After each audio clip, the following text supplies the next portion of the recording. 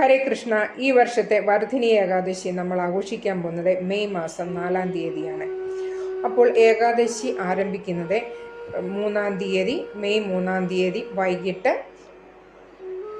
11:24 മുതൽ. ഏകാദശി സമാപിക്കുന്നത് മെയ് 4 വൈകിട്ട് 8:38 വരെയാണ്.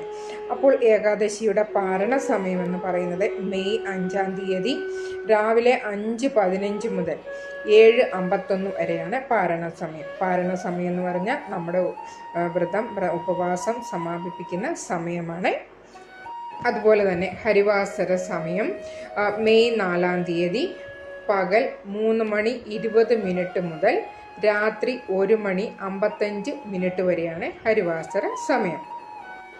ഏകാദശി തിഥി മഹാവിഷ്ണുവിന് വളരെ പ്രിയപ്പെട്ടതാണ്. ഈ ദിവസം മഹാവിഷ്ണുവിനെ പൂജാവിധികളോടെ ആണ് ആരാധിക്കുന്നത്.